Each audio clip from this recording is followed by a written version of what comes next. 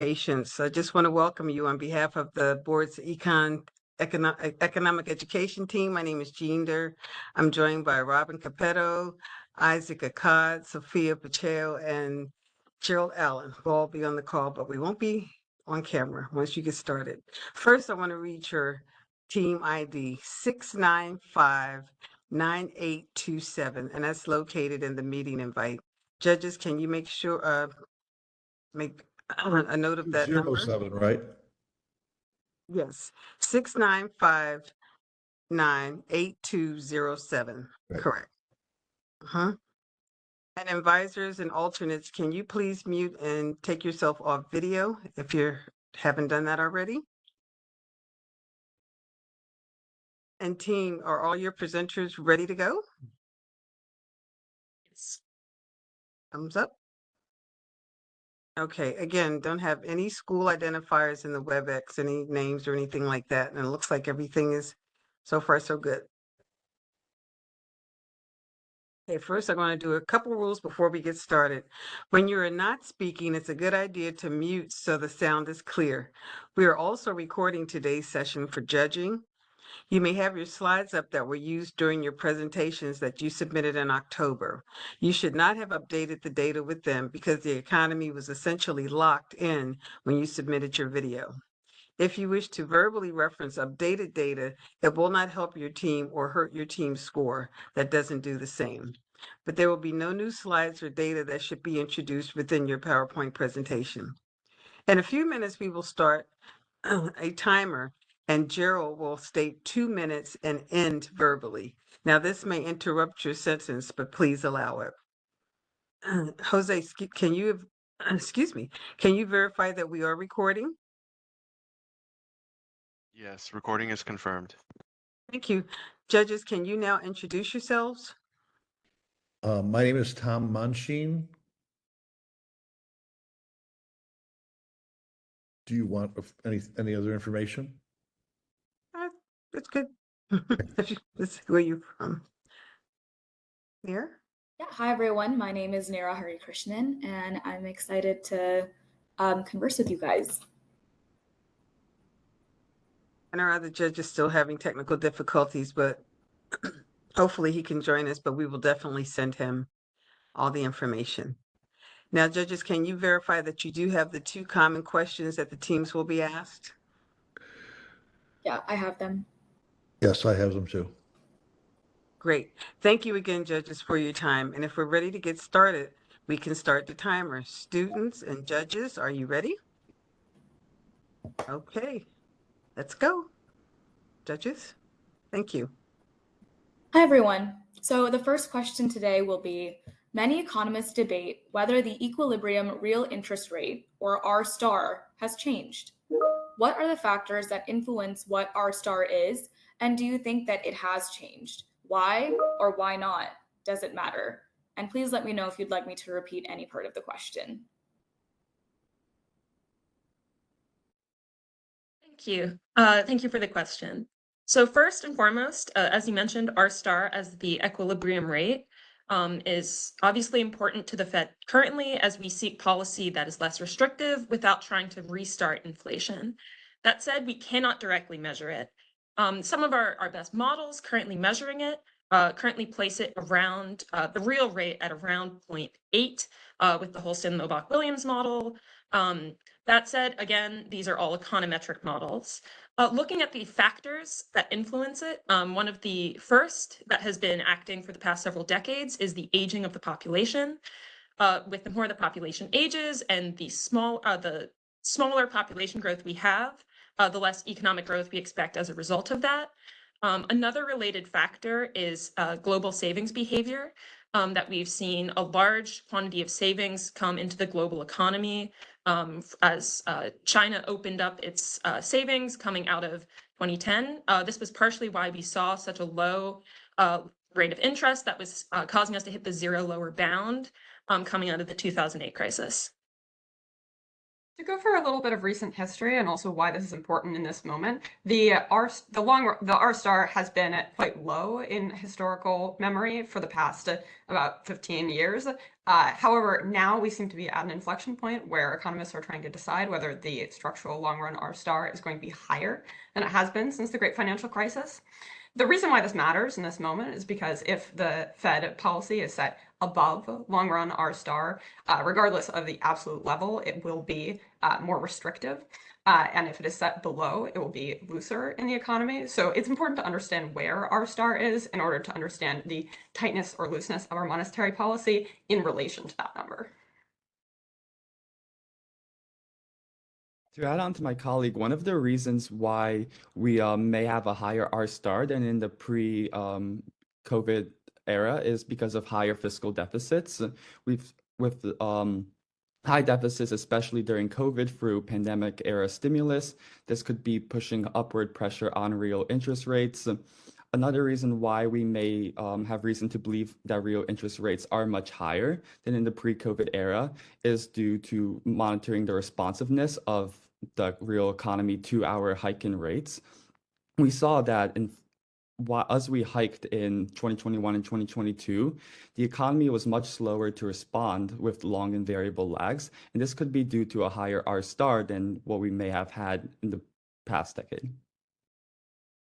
That being said, as we continue to monitor the normalization of the economy post-pandemic, we see like some shifting trends. We've seen like immigration impacts, which are definitely hard to measure, but those may contribute to this further normalization. We've also seen that pandemic savings are slowly being exhausted, as Abdelrahman and Oliveira have recently noted, and we have to see how these trends will continue to play out as we determine how we set our interest rate policy. All right, thank you so much. We'll move on to the second question.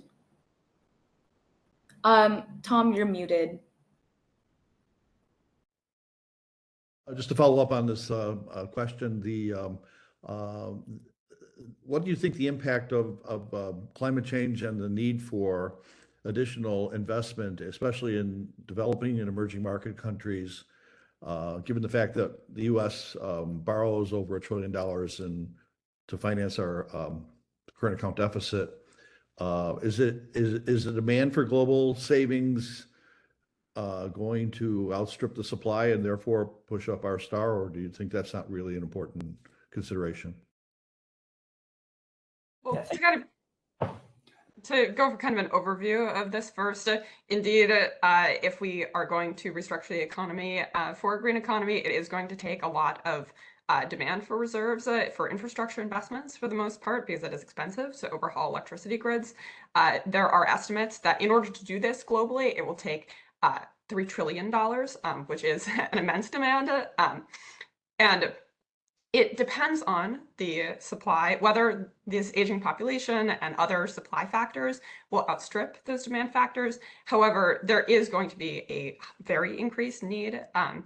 It's also going to depend on whether that increased need is something, these kind of investments have a high multiplier and give back to the economy as well. So all things to track.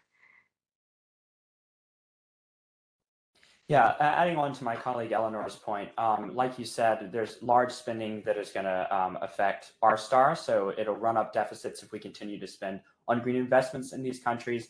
Also, if you look at how the climate change may affect things like labor productivity and the labor supply, that could call for a greater investment with the effects of climate change. So that could also run up the neutral rate of interest even higher than previously thought. The final note, it's important that climate change is really a supply shock to our economy that monetary policy is not ultimately able to address and will not have a direct impact on R star.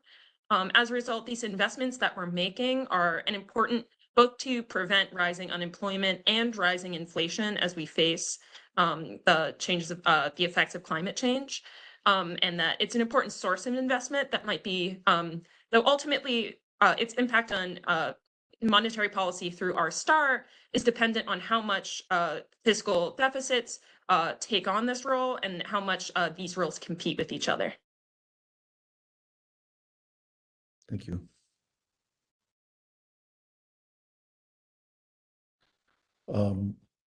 Okay, let me ask the next question. As you know, the Federal Reserve says that it has a dual mandate, maximum employment and price stability. Recently, the committee has said that it is attentive to the risks of achieving both sides of the mandate. What does that mean? How should the FOMC think about meeting the two different objectives? Can it be done effectively? Thank you for the question. So to start, I think it's a good thing to look at one of the reasons why we believe that that our dual mandate to both inflation and price stability and to maximum employment are more in equilibrium now. So we've seen that on the inflation side, headline and super core PCE are around 2.1% and core PCE around 2.7%. We've seen a sustained decline over the past year in PCE, while looking at the unemployment side, we've seen an uptick in unemployment, especially towards the end of the summer with some lower job readings. However, we've also seen in recent months that initial claims are declining, continuing claims are declining, and overall, while the labor market has deteriorated a bit, it is still very healthy and strong. However, we do want to pay very close attention and monitor the situation to make sure that the labor market doesn't further deteriorate, and also make sure that inflation is on its track downward to our 2% goal. To add on to my colleague regarding inflation, we have seen that upside risks to inflation from the demand and the supply side are still present. Inflation remains above our 2% target, like core PCE is around 2.7%. Additionally, we've seen very strong GDP readings. The latest GDP reading came in at 2.8%, and consumption made up a large part of that reading. Credit and debit card transactions have remained strong as well. And also the revision to the savings rate shows that savings rate is quite high as well. And then additionally, from the supply side, geopolitical concerns and supply chain constraints are always a worry and could push inflation back upwards. So we're going to continue to monitor data as we continue to normalize policy. However, we also see very strong reasons to expect inflation to be coming down over future months. We see housing inflation is currently keeping inflation high, as we can see from super core PCE being under core PCE. And housing is a very lagged sector where rate hikes that we did many months ago will still be traveling through the economy. Another important thing is that we see that inflation expectations are anchored. And this is very important in the context of your question, which is whether we can keep inflation and unemployment both low at the same time. And the fact that inflation expectations are anchored means that the Fed can do more on both sides of its mandate in order to make sure that unemployment comes down as inflation does not spiral out of control. Adding on to that, we have to monitor continued risks. We see that credit card delinquencies have been rising because of the exhausted pandemic savings that were noted earlier. We need to make sure that this doesn't have an outsized impact on consumer demand, and this might have implications for our monetary policy going forward. As a final note on the labor side of the mandate, as my colleague Dan mentioned, unemployment has ticked up. It's currently at around 4.2%, which is right in the center of what the September Summer of Economic Projections saw as our longer run predictions for unemployment. This is why Powell said further weakening in the labor market is neither sought nor welcome. In particular, we are potentially worried about the cyclic impacts of unemployment rising, which could harm consumer confidence and cause spending, which, as my colleague William mentioned, is currently driving growth. If spending were to fall, that could potentially cause unemployment to rise further. This is what the SOM rule measured when it was triggered earlier this year. However, as my colleagues have mentioned, the labor data has remained strong since then, indicating that while we should monitor this risk, it is not yet reared its head.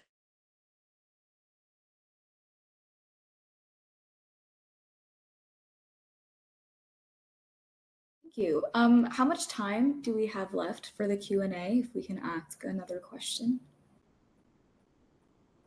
There is 3 minutes and 45 seconds left. Okay. I'll ask a quick question in regards to your presentation. You guys mentioned the increase in private credit kind of being something to keep an eye out for. I was wondering if you guys could elaborate on whether you guys foresee any specific risks related to the increase in private credit and how this might affect financial stability. Thank you for the question. So first, the Fed does not regulate or supervise private credit. And so the first issue is that it is difficult to tell what risks are being assumed. And therefore, it's difficult for us to tell if this is a sector that is in trouble or it's just a sector that we can't see. Either way, we should be concerned. In particular, we are concerned that many banks that we do regulate have investments in private credit, which could cause a problem in private credit to spill outside. In addition, as we saw in the banking sector earlier this year, whenever interest rates are moving, such as we are currently with our normalization of policy, there's always a risk that any credit agency can be caught out by a change in interest rate that it didn't expect. So to handle this, obviously, we have all our usual liquidity tools in times of a crisis that we deployed both during 2008 and during the pandemic. And we also have all of our forward guidance that should hopefully avoid either traditional banks or private credit being caught out by changes in interest rates.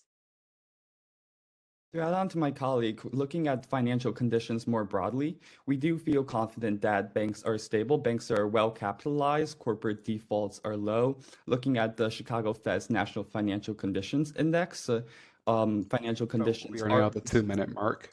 are looser than average. And we see that tier 1 capital ratios are also strong. So when looking at the financial sector more broadly, looking at what the Fed does have the power to regulate and what we do know, we see good signs, and we don't really anticipate much risks at the moment. But we do need to monitor for future risks. Onto my colleague Dan's point, there's like several ways that we can essentially monitor these risks. There are metrics such as daylight overdrafts and repo rates that we can essentially use to see what banks are doing at the moment with regards to their interactions with the Federal Reserve, which is what we can control. But yeah, right now banks currently have abundant reserves, and as we kind of approach like whether or not they will reach like a more like adequate reserves kind of a deal before that abundant reserves situation that we have now, that's going to be very important in determining the effectiveness of our monetary policy going forward.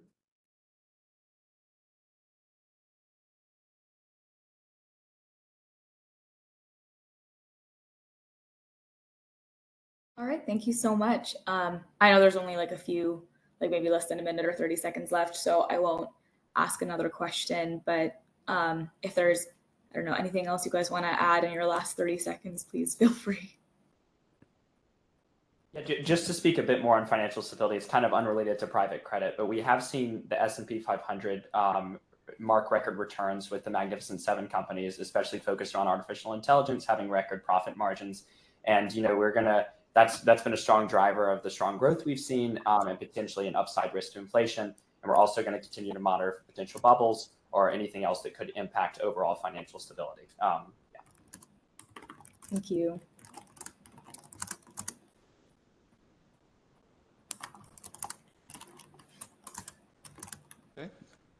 Okay, no, we are at time right now.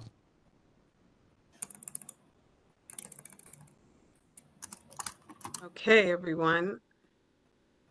Again, thank you again for your time today and for your participation in this year's College Fed Challenge, Virtual College Fed Challenge. You will receive an invitation later this week to the winner announcement on November 22nd at 1 p.m. Eastern Time. A press release will also announce the winners that day, and winning video presentations and Q&A sessions will be uploaded to our public website after the announcement. After that time, we will also be in touch with you about supplying your video Q&A session after Thanksgiving. And please note that you are all invited to the College Fed Challenge Open House in Washington, D.C. on Friday, February 7th. There is also going to be a virtual option. The 2024 participants will network with staff, competitors, and judges. Preparation and orientation for the 2025 College Fed Challenge will also be available, and registration information will be announced soon. So on behalf of the board's economic education education team, thank you again for competing in the Virtual College Fed Challenge, and have a great remainder of your school year and holiday season. Thank you so much. Thanks, everyone. Thank you. Take care. Thank you.